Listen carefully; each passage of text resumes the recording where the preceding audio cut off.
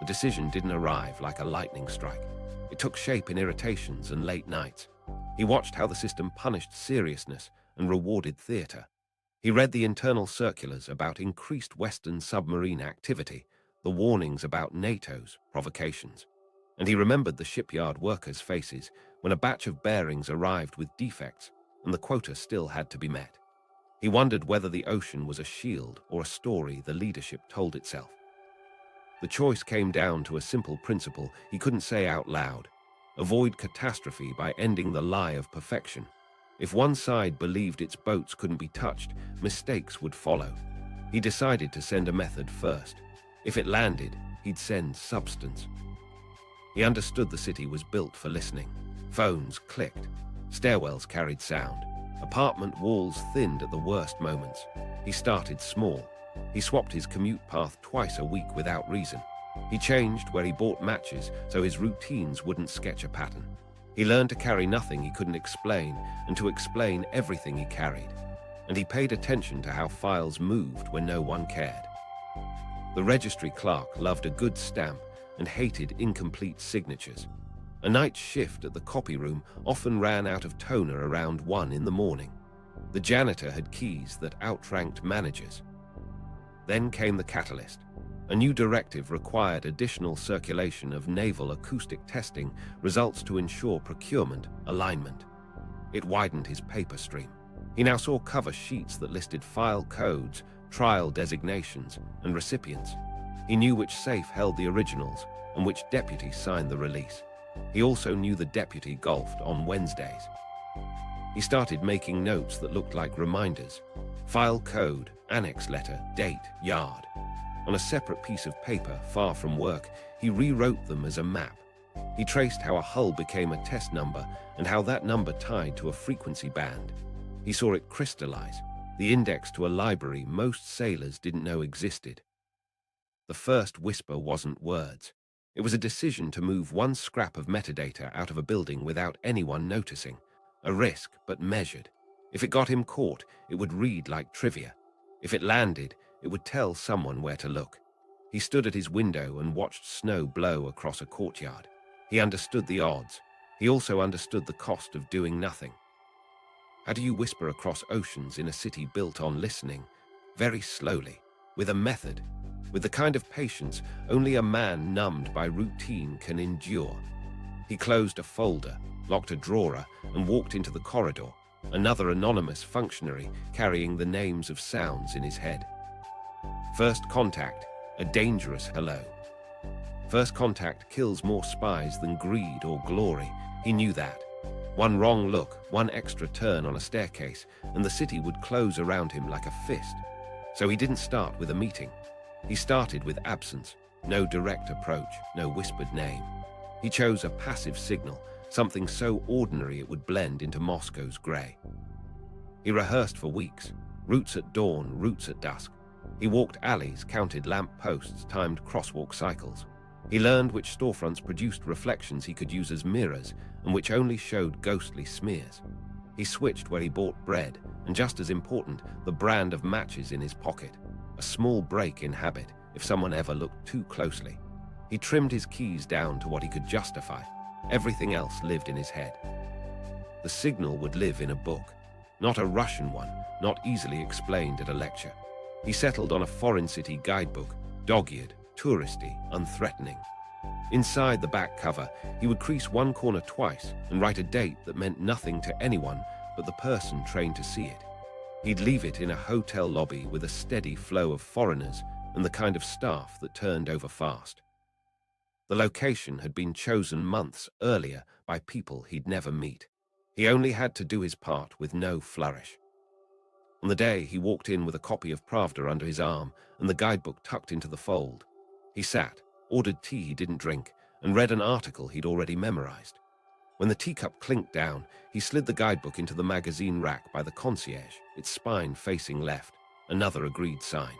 He didn't look back. He paid for the tea, left exact change, and stepped into the street, where exhaust hung low and winter bit his ears. If someone noticed, it wasn't then. The book sat for hours. A woman in a fur hat picked it up, frowned at the language, put it back. A porter moved it a little.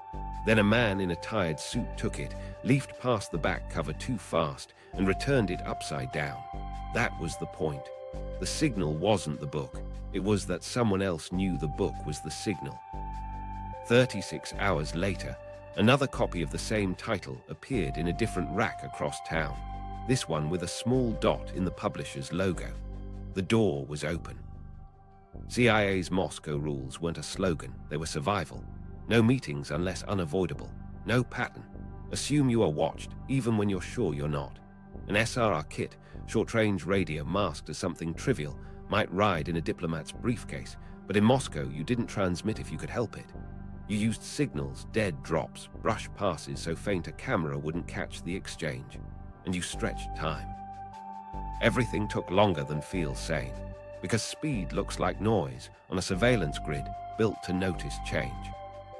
Unknown to him, a separate leak had rattled the KGB weeks earlier. Not his world, not his directorate, but it didn't matter. The watchfulness went up a notch. Street teams rotated faster. Militia uniforms thickened at corners that used to be empty on weeknights. Phones clicked more obviously. That made the air feel crowded. It also meant his margin shrank. He didn't try to run a full pitch. He sent proof of life in the smallest way possible. A second signal appeared in a used bookstore he never visited.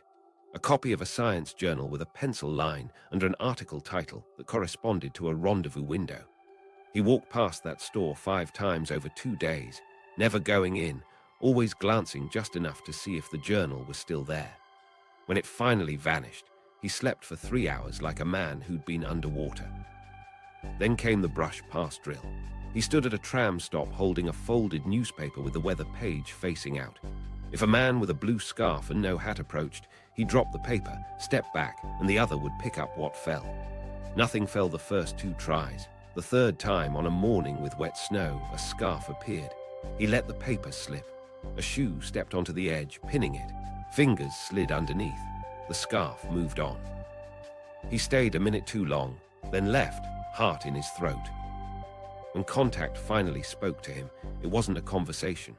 A handbill appeared on a kiosk he passed once a week, offering lessons in English at odd hours with a phone number matching the code in the guidebook. He wrote it down on a grocery list like it was a recipe. He never dialed. He went to park at the time implied by the last 2 digits. On a bench, under the second slat, he found a small envelope with a single instruction written in block letters. Begin with lists.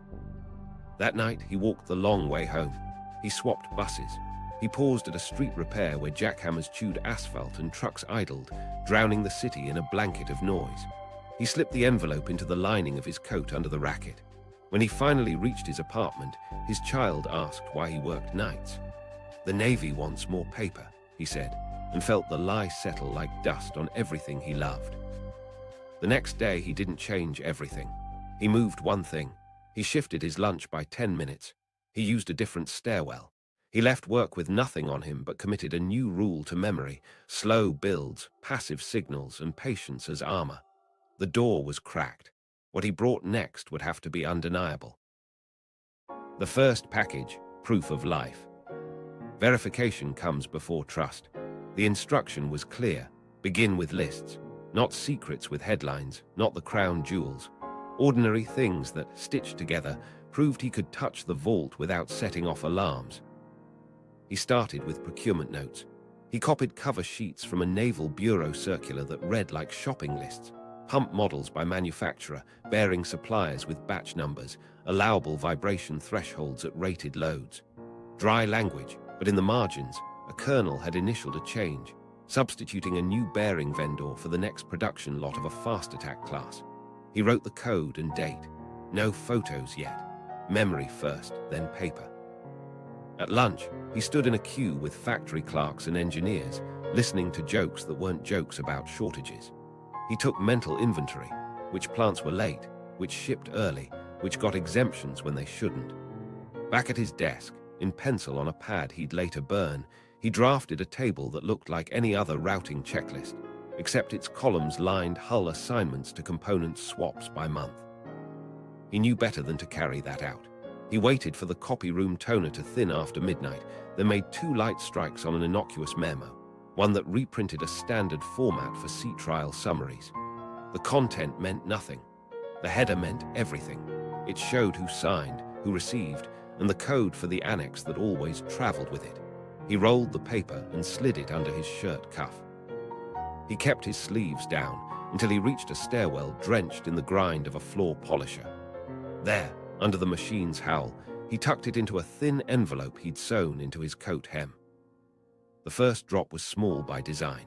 A public phone booth with a loose advertising panel noted weeks earlier. He arrived early, walked past, saw a cigarette butt he'd placed upright in a crack still standing, and came back an hour later. The panel lifted. The envelope slid in. He closed it with the kind of pressure a man uses to keep a secret from breaking. Then he left and rode 2 stops past his apartment before circling back on foot. On the other end, the CIA treated scraps like gold. In a safe room a continent away, an analyst read the procurement codes out loud while another pulled satellite tasking folders. If a bearing vendor changed, could overhead imagery of rail yards near that plant show an uptick in shipments? If a pump model shifted, could a sonobuoy line near a naval base catch a new sideband offset predicted by the specs? They weren't guessing. They were triangulating. SIGINT teams combed for increased chatter around acceptance trials.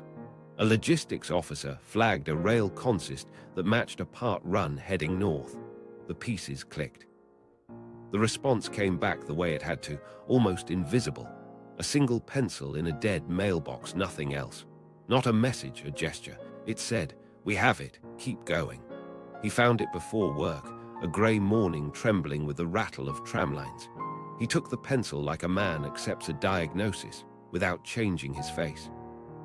An office reshuffle tried to break his reach. Desks moved 2 rooms over, safes rolled on dollies, access logs reassigned to a chief who liked to count signatures.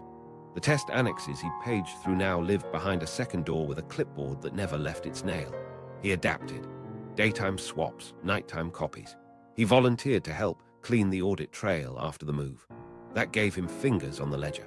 He timed the sign-outs so his looks matched other people's needs.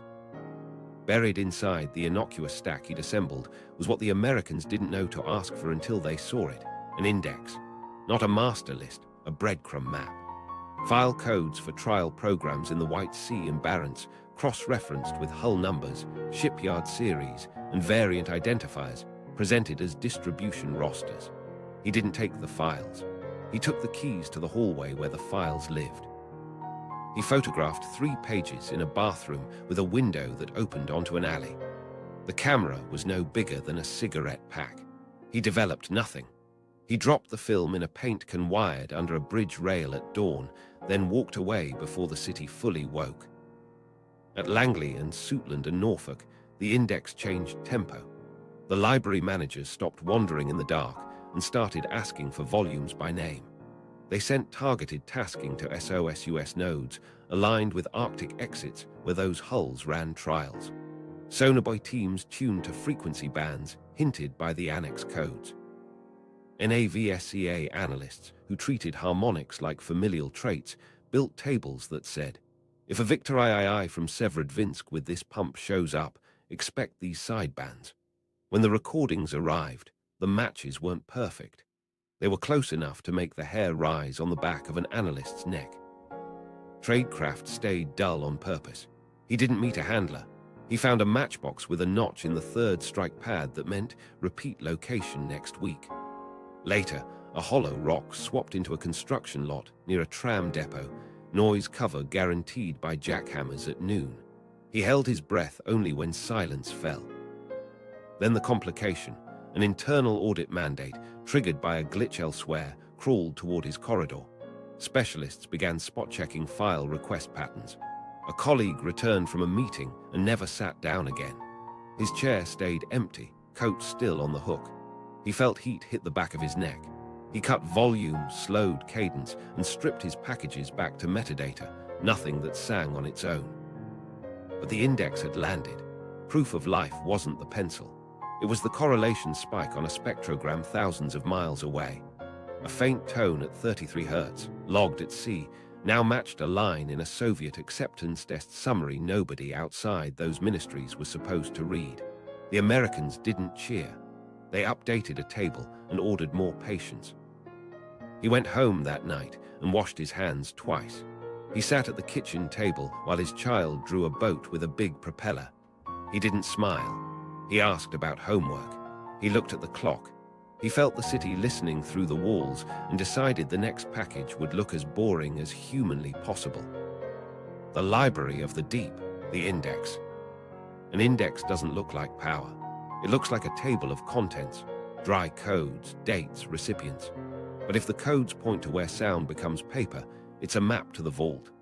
He understood that the moment a distribution sheet tied white sea trials to specific hulls and to annex letters, internal attachments that held frequency analyses and transient behavior, he'd never seen released outside a narrow ring. The stakes felt simple and lethal. If he could move an index of Soviet acoustic trials, he wasn't handing over guesses. He was pointing to baseline recordings of how classes truly sounded when engineers measured them clean before salt and age blurred the edges. That's not just identification. That's the foundation of a library that can name boats in the dark. He started by cataloging the seams. File numbers told stories if you listened. A series beginning with OS-12 tracked basin tests at Severodvinsk. WB-7 attached to White Sea acceptance runs under load with instrumentation mounted at fixed points in the hull. Annex G often contained frequency domain analyses. Annex J captured transient behavior, what happened when a turbine spooled or a pump cycled. He built a legend in his head, then reduced it to 4 pencil strokes that meant everything to him and nothing to anyone else. The action had to look ordinary. He couldn't check out a binder thick with stamped pages. He could, however, become the person who helped reconcile distribution lists. When a visiting auditor from a Navy office needed copies, he volunteered to shepherd the paperwork. That put him in rooms he'd only passed before. He kept his eyes on headers, not content.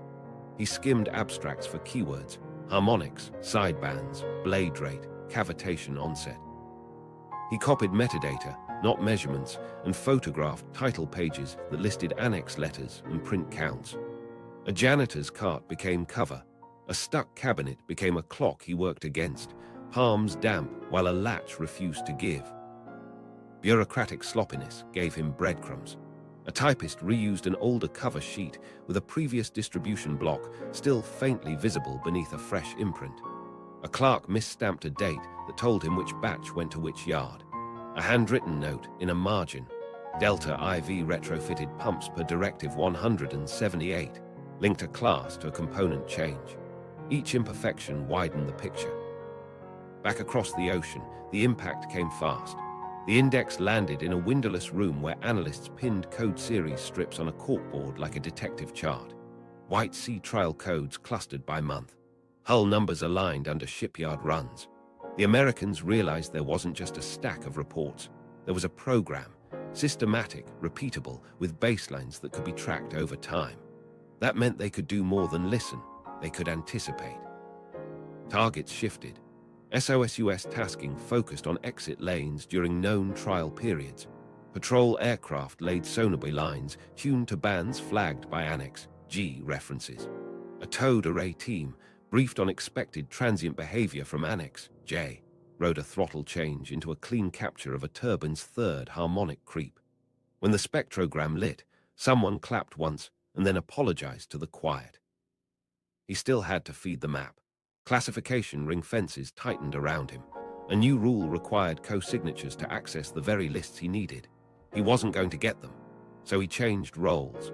He social engineered a special project as a visiting auditor for a week, borrowing authority from a colonel who liked problems to disappear. He wore a badge with a temporary stamp and a serious face, and he didn't overreach. He asked for abstracts, not annexes. He requested print-run verification, a phrase dull enough to pass. He never touched the core data. He touched everything around it. In the hallways, he kept the beats small. A stop to ask about a stapler. A question about whether a form required blue ink or black. He knew that confidence draws heat. Competence, unremarkable and steady, slides by. In a bathroom with a high window and a broken latch, he photographed 2 more distribution pages. rolling the microfilm with a thumbnail nick he used as a frame counter. He wrapped the canister in wax paper and tucked it into a hollow under a stair tread he'd tested with a coin. Impact rippled outward. Now, when a new class left port, analysts could cross-check not just the likely frequency bands, but the likely manufacturing tolerances that created telltale offsets. A Victor built after a certain date, from a yard that swapped to a specific pump vendor, would show sidebands at a known separation. A Delta refit cycle would flatten a harmonic the old tables misread. Calls went out to relabel old tapes to correct mis-ID that had bugged people for years.